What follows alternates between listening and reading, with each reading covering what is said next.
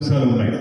ఇక్కడ మనకి చిరకాశీ రేవు అక్కడికి వెళ్ళేదానికి అప్రోచ్ వంతెన కానివ్వండి, అదేవిధంగా ఏదైతే మీరు రోటరీ క్లబ్ ద్వారా ఏర్పాటు చేసినటువంటి శ్మశాన వాటిక కైలాసముఖం ఉందో దానికి సంబంధించిన అప్రోచ్గా ఏర్పరిచేటువంటి అంశంలో కానివ్వండి, తప్పనిసరిగా దాని మీద దృష్టి పెట్టి సానుకూలపరచడానికి నేను తప్పనిసరిగా కృషి చేస్తాను. అయితే ఈ సందర్భంలో ఒక మాట చెప్పాలి. సరే, ఎవరి రాజకీయ ఆలోచనలు వాళ్ళకు ఉంటాయి. ఎవరిని కూడా మీరు ఎందుకు ఆ రాజకీయ పార్టీకి పనిచేశారు, ఈ రాజకీయ పార్టీకి ఎందుకు పనిచేయలేదని అడిగేటువంటి అర్హత ఎవరికి ఉండదు. కానీ నేను మిమ్మల్ని కోరేది ఏంటంటే, చాలా కష్టపడి మొన్న జరిగిన ఎన్నికల్లో కూడా మీరు ఒక రాజకీయ పక్షానికి మీరు కొమ్ము కాసినటువంటి సందర్భంలో ఎందుకు ఆ 5 సంవత్సరాల కాలంలో మీరు అది సాధించుకోలేకపోయారనేటువంటి మాటను కూడా నేను ఈ సందర్భంగా అడుగుతా ఉన్నాను.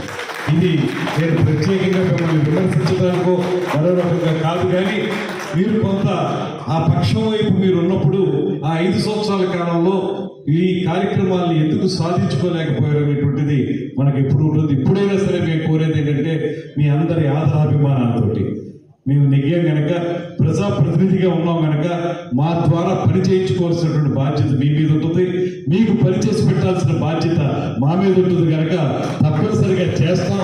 ఇది గడిచిన 5 సంవత్సరాల కాలంలో కూడా మీరు చేసుకుంటే బాగుండేది అనేది మాత్రమే నా చిన్న సూచన అనేటువంటి మాటని ఈ సందర్భంగా తెలియజేస్తూ, ఏదైనప్పటికీ కూడా మీ అందరికీ నేను మనవి చేసేది ఏంటంటే, రోటరీ క్లబ్ అనేటప్పటికీ సాధారణంగా కాస్త వెసులుబాటు ఉన్నటువంటి వాళ్ళు, అది ఆర్థికంగా కానివ్వండి లేకపోతే సమయాన్ని వెచ్చించగలగడం కానివ్వండి, ఇలాంటి 2 అంశాల్లోనూ వెసులుబాటు ఉన్నటువంటి వాళ్ళు సభ్యులుగా ఉంటూ ఉంటారు.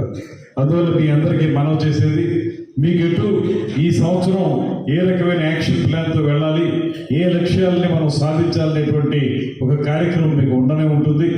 దాంతోపాటు నేను మీకు మనవి చేసేది ఏంటంటే, ప్రభుత్వం తీసుకునేటువంటి కార్యక్రమాలు ఏవైతే ఉంటాయో ఆ విషయాల్లో కూడా వితరణశీలత్వం ఉన్నటువంటి వీళ్ళు పెద్దలు మాకు సహకరించాల్సిందిగా మిమ్మల్ని అందరినీ కూడా ఈ వేదిక నుంచి కోరుతా ఉన్నాను.